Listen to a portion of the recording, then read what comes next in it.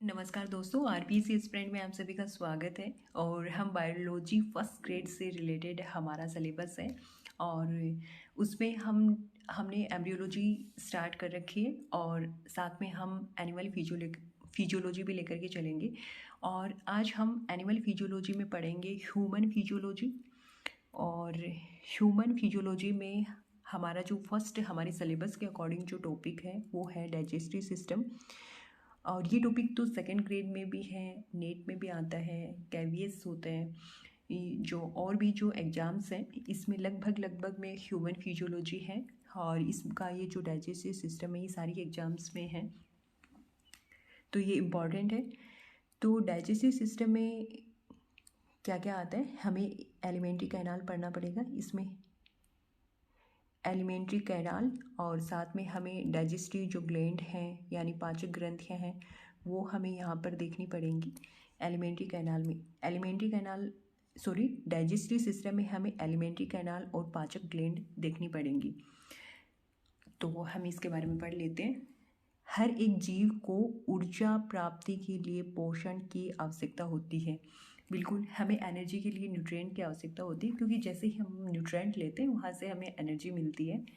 तो शरीर को कुछ बायो मैक्रो मॉलिक्यूल्स की आवश्यकता पड़ती है, यानी हमारी जो बॉडी है सो बायो मैक्रो मॉलिक्यूल्स की आवश्यकता पड़ती है जो पोषण प्रदान करते हैं। बायो मैक्रोमोलिक्यूल्स में जहाँ से हमें न्यूट्रिशन मिलता है, यानी बायो मैक्रोमोलिक्यूल्स, एक तो इसके अंतर्गत कार्बोहाइड्रेट आता है, प्रोटीन आता है और फैट आता है। इसके साथ में कुछ न्यूक्लिक एसिड वगैरह, ये सारे के सारे बायो मैक्रोमोलिक्यूल्स में आते हैं, क्योंकि यहाँ से इन्हीं से हमें क्या मिलता है, न्यूट्रिशन मिलता है, पोषण मिलता है। कार्बोहाइड्रेट से हमें तत्काल ऊर्जा मिलती है, यानी जो खिलाड़ी वगैरह होते हैं उनको तुरंत एनर्जी देने के लिए हम कार्बोहाइड्रेट का यूज करते हैं। तो कि शरीर की रिपेयरिंग, टूट फूट के लिए जो प्रोटीन की रिक्वायरमेंट होती है, और ये फैट, ये हमारी बॉडी के लिए इम्पॉर्टेंट है, क्योंकि यहाँ से हमें क्या मिलता है, न्यूट्रिशन मिलता है।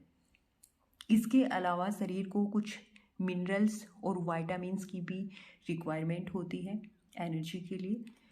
तो बॉडी के लिए वाटर भी आवश्यक है, यानी हमारी बॉडी के लिए वाटर भी इम्पॉर्टेंट रोल प्ले करता है। बिल्कुल, हमारी जो बॉडी होती है कम्प्लीटली यानी 70% तो वाटर से ही बनी होती है। और ये वाटर है कई प्रकार की जो मेटाबॉलिज्म जो रिएक्शन है, तो उनके लिए इम्पॉर्टेंट रोल प्ले करता है क्या, वाटर है बॉडी, यानी जो वाटर है ये बॉडी के लिए क्या करता है, डिहाइड्रेशन से बचाता है। यानी अगर हमारी जो बॉडी है उसमें अगर वाटर की क्या हो जाती है, कमी हो जाती है, वाटर की कमी हो जाती है, जिसकी वजह से हम डिहाइड्रेशन के शिकार हो जाते हैं। और इस डिहाइड्रेशन से बचने के लिए है कि हमें ज़्यादा मात्रा में क्या पीना चाहिए, पानी पीना चाहिए। और जो विंटर का मौसम है, अभी जैसे विंटर का मौसम चल रहा है, तो इस मौसम में हम क्या करते हैं, बहुत ही कम अमाउंट में पानी पीते हैं, जिसकी वजह से डिहाइड्रेशन हो जाता है। डिहाइड्रेशन का मतलब ये है, अच्छा तरीका ये है इसको पहचानने का, हमारा मुंह होता है वो बार बार सूखेगा, सर दर्द भी होता है और साथ में हमें कमजोरी से महसूस होती है। तो ये बहुत बड़ी डिजीज है, इसको हल्के में लेकर मत चलना, क्योंकि डिहाइड्रेशन से बचने के लिए हमें ज़्यादा से ज़्यादा पानी पीना चाहिए।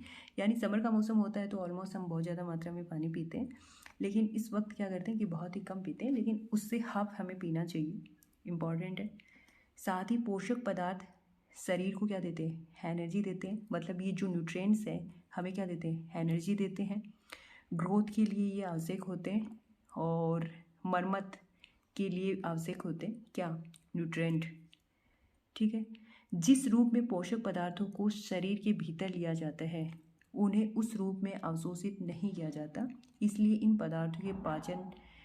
पदार्थों का पाचन आवश्यक है। पाचन क्यों आवश्यक है, क्योंकि बॉडी में हम जो बाहर से जो न्यूट्रेंट लेते हैं, यानी जो न्यूट्रिशन लेता है, तो उन न्यूट्रेंट को हमारी बॉडी क्या होती है कि उस रूप में अवशोषित नहीं कर पाती। हालांकि कुछ को कर लेती है, लेकिन सारी चीज़ों को वो अवशोषित नहीं कर पाती, इसलिए उन न्यूट्रेंट का डाइजेशन होना ज़रूरी है।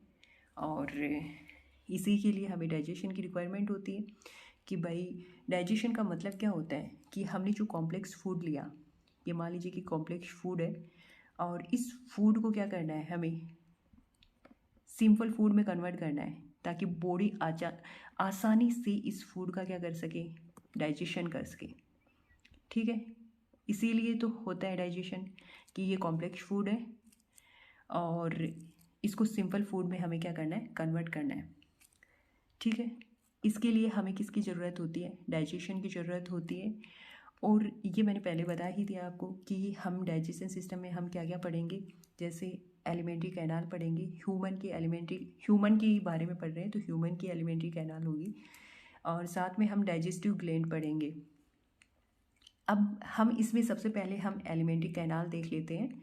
जो एलिमेंट्री कैनाल होती है ये हमारी जो ये मनुष्य का शरीर होता है इस तरीके से, तो इसमें ये माउथ से लेकर के नीचे तक पूरी क्या होती है, एक कंप्लीट एलिमेंट्री कैनाल पाई जाती है हमारी बॉडी में, जो मुंह से शुरू होकर के कहाँ तक जाती है, गुदा तक जाती है। यानी मनुष्य के शरीर में कैसी आहार नाल पाई जाती है, तो कंप्लीट आहार नाल पाई जाती है, और ये मुख से शुरू होकर के कहाँ तक जाती है, गुदा तक जाती है। और इस एलिमेंट्री कैनाल की जो लेंथ होती है वो 9 मीटर होती है, और फिट में देखें तो 30 फीट होती है। ह्यूमन में डाइजेशन एलिमेंट्री कैनाल में होता है। हाँ बिल्कुल, हम जैसे ह्यूमन की बॉडी में जो डाइजेशन होता है वो एलिमेंट्री कैनाल में होता है, इसलिए इसे बाह्य कोशिकीय डाइजेशन कहते हैं, यानी एक्स्ट्रा सेलुलर डाइजेशन होते हैं। ये यहाँ पर ये एक इम्पॉर्टेंट लाइन है, क्योंकि बच्चों के दिमाग में आता है कि एलिमेंट्री कैनाल अंदर है तो इंट्रा सेलुलर डाइजेशन होगा। अरे भाई, एक छोटी सी सेल में 9 मीटर की एलिमेंट्री कैनाल कैसे रहेगी, तो ये एक्स्ट्रा सेलुलर डाइजेशन ही होगा ना। हाँ, आगे देखते हैं हम एलिमेंट्री कैनाल का जैसे भाग देख लेते हैं। एलिमेंट्री कैनाल के भाग देख लेते हैं। जो फर्स्ट होता है ये माउथ होता है, और ये सेकंड है बकल कैविटी जिसको हम मुख गुहा बोलते हैं। फेरिक्स ये ग्रेसनी हो गई। इशोफेगस ये ग्रासनाल हो गई। स्टोमक ये आमाशय हो गया। स्मॉल इंटेस्टाइन, इसके 3 भाग होते हैं स्मॉल इंटेस्टाइन के, जैसे ड्यूडेनम हो गया, जेजुनम हो गया, इलियम हो गया, यानी DJI, ड्यूडेनम, जेजुनम और इलियम। ठीक है, और एनएस बाद में है। स्मॉल इंटेस्टाइन के बाद में है लार्ज इंटेस्टाइन, इसके भी 3 पार्ट होते हैं। ये सीकम हो गया, कॉलन और रेक्टम। सीकम, कॉलन और रेक्टम, CCR, यहाँ पर DJI। ठीक है, और लास्ट एंड में होता है एनिश। और इसके बाद में हम देखेंगे, ये तो हो गए एलिमेंट्री कैनाल के पार्ट हो गए। अब जो सेकंड था ये हमारा क्या हो गया, डाइजेस्टिव सिस्टम हो गया, यानी डाइजेस्टिव ग्लैंड पढ़ेंगे। डाइजेस्टिव सिस्टम के ही अंतर्गत आते हैं, मतलब ये जो हमारा डाइजेस्टिव सिस्टम है इसके अंतर्गत हम एक एलिमेंट्री कैनाल पढ़ते हैं। ये हमें एलिमेंट्री कैनाल और प्लस हमें पढ़ने पड़ेंगी ये डाइजेस्टिव ग्लैंड। ठीक है, ये सारी की सारी हमें डाइजेस्टिव सिस्टम के अंतर्गत पढ़नी पड़ेंगी। तो हम ये एलिमेंट्री कैनाल के हमने पार्ट दे ही लिए, लगभग 8 पार्ट होते, और ये डाइजेस्टिव ग्लैंड आ गई। तो इसमें हमें स्लेवरी ग्लैंड यानी लार ग्रंथियाँ पढ़नी पड़ेंगी, लीवर यानी यकृत पढ़ना पड़ेगा, और पैनक्रियाज, ये 3 ग्लैंड यहाँ पर हमें पढ़नी पड़ेंगी। ठीक है, छोटा सा डायग्राम मैंने यहाँ पर लिया है। तो ये माउथ हो गया और ये माउथ कैविटी हो गई, यानी मुख और मुख गुहा। ये तो मुख हो गया, ये मुख गुहा हो गया। ये फेरिंक्स हो गई, यानी ग्रेसनी हो गई, और ये क्या हो गई, ग्रेसिका। इशोफेगस, ये ग्रेसनी के नीचे की तरफ क्या है, ग्रेसिका, यानी ये ग्रेसनी है और ये नीचे की तरफ क्या है, ग्रेसिका है। और आगे की तरफ चलते हैं, तो ग्रेसनी के बाद में आता है जो, जैसे यहाँ पर ग्रेसिका था, ग्रेसनी था, ग्रेसिका था, और अब यहाँ आ गया स्टोमक। जैसे ये वाला जो दिख रहा है ये स्टोमक है, और ये येलो कलर में है छोटा सा इधर, तो ये पैनक्रियाज हो गई। और ये अंदर वाली हो गई स्मॉल इंटेस्टाइन। और स्मॉल इंटेस्टाइन के 3 भाग होते हैं, ड्यूडेनम, जेजुनम और इलियम, ये 3 भाग इसके होते हैं। और ये हो गई लार्ज इंटेस्टाइन, इसका होता है CCR, सीकम, कॉलन और रेक्टम। ठीक है, ये लीवर हो गया और ये हो गया गॉल ब्लैडर यानी ये पित्ताशय हो गया। ठीक है, ये लार्ज इंटेस्टाइन हो ही गई। और ये हो गया रेक्टम जो लार्ज इंटेस्टाइन का पार्ट है। और ये हो गया लास्ट एंड में एनएस यानी एलिमेंट्री कैनाल कहाँ से शुरू होती है, माउथ से शुरू होकर के ऐसे माउथ से शुरू होकर के और ये लास्ट एंड में इस तरीके से एनएस तक जाती है। कहाँ तक जाती है, ये दिख ही रहा है कि ये एनएस तक जाती है। ठीक है, यानी ये मुख से शुरू हुआ, यहाँ से शुरू होगा एलिमेंट्री कैनाल और एनएस पे ख़त्म हो जाती है। ठीक है, अब एलिमेंट्री कैनाल के बारे में पढ़ेंगे, जो हमने पार्ट देखे हैं उन पार्ट के बारे में डिस्कस करेंगे हम। तो फर्स्ट हमारा क्या है, माउथ है। फर्स्ट क्या है, माउथ है। और ये अनुप्रस्थ दरार है जो दो गतिशील ओष्ठों से घिरा होता है। कौन, माउथ। जैसे मान लीजिए कि ऊपर की तरफ लिप्स है और नीचे की तरफ लिप्स है और बीच में ये माउथ हो गया। और ये जो लिप्स है ये क्या है भाई, गतिशील करते हैं। हमारे लिप्स क्या होते हैं, जैसे मैं बोल रही हूँ तो मेरे लिप्स क्या कर रहे हैं, मूवमेंट कर ही रहे हैं। तो ये अनुप्रस्थ दरार है एक तरीके का हमारा माउथ, जो दो गतिशील ओष्ठों से क्या घिरा हुआ होता है। ओष्ठों में जो ग्लैंड पाई जाती है वो कौन सी ग्लैंड होती है, सीरस ग्लैंड होती है। कौन सी ग्लैंड होती है, सीरस ग्लैंड होती है। ठीक है, तो ये सीरस ग्लैंड हो गई। और ओष्ठों में जो पेशियाँ पाई जाती हैं वो कौन सी होती है, ऑर्बिकुलेरिस यानी ऑर्बिकुलेरिस मसल्स होती हैं। ग्लैंड होती हैं वो कौन सी होती हैं, सीरस ग्लैंड होती हैं। ऑर्बिकुलेरिस मसल्स की वजह से क्या करते हैं, हमारे जो लिप्स हैं ये मूवमेंट करते हैं और इसमें जो ब्लड होता है वो रिच ब्लड सप्लाई होता है, जिसकी वजह से ये हाई वेस्कुलर होते हैं। कौन, लिप्स की बात कर रहे हैं। ठीक है, इसके नीचे की तरफ आता है मुख गुहा। मुख गुहा को बकल कैविटी भी बोलते हैं और ओरल कैविटी बोलते हैं। क्या बोलते हैं, बकल कैविटी और इसे ओरल कैविटी भी बोलते हैं। ठीक है, ओके, ठीक है। अब इसमें जो हमारा ये मुख गुहा थी, इसके अंदर अंदर क्या क्या होता है ये देख लेते हैं। जैसे पैलेट होता है यानी मुख गुहा के अंदर तालु होता है, टंग होती है यानी हमारी जीभ होती है, जिह्वा होती है, और टीथ होता है यानी हमारे क्या होते हैं, दांत होते हैं। आप अपने मुख को खोल के जैसे खोलोगे, पता ही आप सभी को ये चीज़ें। तो पैलेट होता है यानी हमारे जो दांत हैं, दांत के साथ में जीभ होती है और एक पैलेट होता है जैसे तालू, जिसको तालू बोलते हैं हम ऊपर की तरफ। ठीक है, और ये पैलेट यानी तालू, तालू मुख गुहा की क्या बनाता है, रूफ बनाता है यानी छत बनाता है। ये पैलेट जो मुख गुहा है यानी बकल कैविटी है उसकी छत बनाता है। ठीक है, ये श्वसन पथ और ओरल ट्रैक को क्या करता है, अलग करता है। कौन, ये पैलेट करता है। जैसे ऊपर की तरफ क्या होता है, जैसे ये नाशल कैविटी हो गई और नीचे की तरफ ये ओरल कैविटी यानी बकल कैविटी हो गई। नासल कैविटी से जैसे O2 अंदर की तरफ आती है और यहाँ से जैसे फूड आता है। और ये बीच में क्या होता है, जैसे पैलेट होता ही है, पैलेट बीच में होता है और नास के द्वारा यानी हमारा जो नाक है यानी नासिका के थ्रू क्या होती है, ऑक्सीजन आती है और इधर मुख हुआ यानी ओरल कैविटी से फूड अंदर आता है। तो ये दोनों को सेपरेट करने का काम करता है कौन, पैलेट। ठीक है, और जैसे मैंने ये ड्रॉ भी कर रखा है यहाँ पर डायग्राम। जैसे ये नाशल कैविटी है ऊपर की तरफ, ये ऑक्सीजन इधर से जैसे ऑक्सीजन आती है इधर, और ये ओरल कैविटी यानी बकल कैविटी से फूड अंदर आता है। ठीक है, और ये पैलेट इसको इन दोनों को क्या करता है, अलग करता है यानी श्वसन पथ वह ओरल ट्रैक्ट को अलग करता है।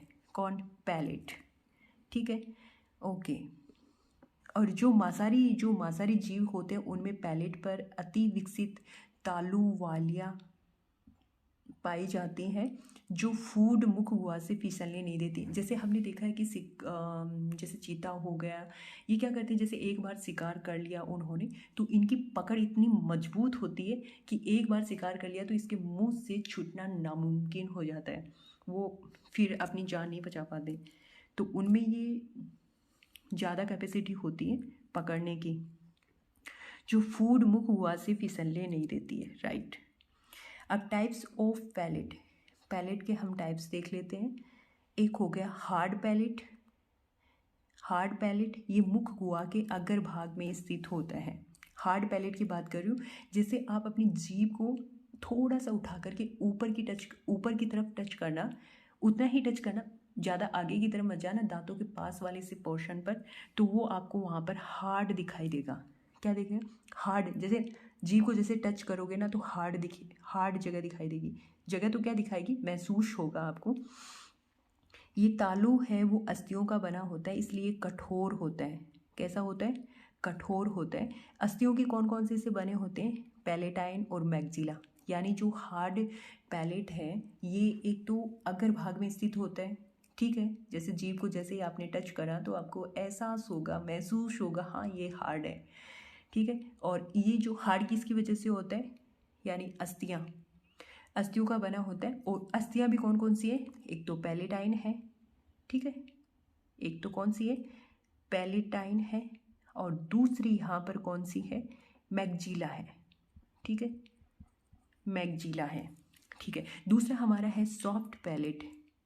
ये पश्च भाग में स्थित होता है और ये सॉफ्ट कहलाता है, यानी कोमल है। ये संयोजी ऊतक से निर्मित है, इसलिए सॉफ्ट होता है। यानी जीभ को थोड़ा सा पीछे ले जाना, पीछे जैसे जाते हैं तो एकदम चिकनी स्मूथ सी जगह हमें महसूस होती है। तो ये सॉफ्ट पैलेट हो गया, ठीक है। और इसका एक हिस्सा ग्रसनी की तरफ लटका रहता है, या हमारी जो फेरिक्स होती है ना उसकी तरफ लटका रहता है। देखो अपने मुंह को जैसे खोलते हैं ना, एक छोटी सी चीज़ हमें लटकी भी दिखाई देती है, तो उसे अलजीवा बोलते हैं उसको, यानी कागलक बोलते हैं, वॉल्वा बोलते हैं, वेलन पैलिटी बोलते हैं, इसके बहुत सारे नाम हैं। ये अलजीवा भोजन निकलते वक्त, मतलब हम निगलते वक्त, यानी भोजन को जैसे निगलते हैं ना, ये निगलते आएगा यहाँ पर, निगलते वक्त आंतरिक नासा छिद्रों को बंद कर देता है, यानी इंटरनल लेयर्स और नॉस्ट्रिल है उनको क्या कर देता है? बंद कर देता है। आज हमने जो पढ़ा वो एक बार फिर से देख लेते हैं। हमने डाइजेस्टिव सिस्टम देखा कि फूड की वजह से हमें क्या मिलता है? एनर्जी मिलती है। और इस फूड को हम कहाँ से लेते हैं? न्यूट्रिएंट्स से लेते हैं, मतलब जो न्यूट्रिएंट होते यानी जो बायोमैक्रोमोलिक्यूल्स होते हैं वहाँ से हमें, बायोमैक्रोमोलिक्यूल्स में जैसे कार्बोहाइड्रेट, प्रोटीन, फैट, यहाँ से हमें क्या मिलता है? न्यूट्रिशन मिलता है। ये हमने देखा। इसके साथ में हमारा जैसे कुछ हमने फूड ले लिया और उस फूड का क्या करा कि वो पूरी तरीके से कंप्लीट उसको उसी फॉर्म में डाइजेस्ट नहीं किया जा सकता, मतलब अब्जॉर्ब नहीं किया जा सकता, इसलिए डाइजेशन ज़रूरी है। तो डाइजेस्टिव सिस्टम में जैसे एलिमेंट्री कैनाल और डाइजेस्टिव ग्लैंड आती हैं, तो हमने एलिमेंट्री कैनाल को देखा और आगे हम डाइजेस्टिव ग्लैंड को देखेंगे। इसका ही पढ़ रहे हैं हम। पहले एलिमेंट्री कैनाल, इसके भाग देखे, ये हमने भाग देख लिए, जैसे mouth, buccal cavity, pharynx, oesophagus, stomach, small intestine, large intestine, anus, और डाइजेस्टिव ग्लैंड के अंदर सलेवरी ग्लैंड, लीवर और पैनक्रियाज, ये सारी चीज़ें आएंगी। और इसके बाद में हमने एलिमेंट्री कैनाल में सिर्फ माउथ देख लिया और मुख गुहा देख ली। और मुख गुहा में पैलेट, टंग, टीथ ये होते हैं। तो पैलेट कितने प्रकार के होते देख लिए तो, और सॉफ्ट पैलेट होता है, एक हार्ड पैलेट होता है। तो इस वीडियो में तो आज के लिए इतना ही, और आगे हम एलिमेंट्री कैनाल के पार्ट हैं उनको लगातार पढ़ेंगे।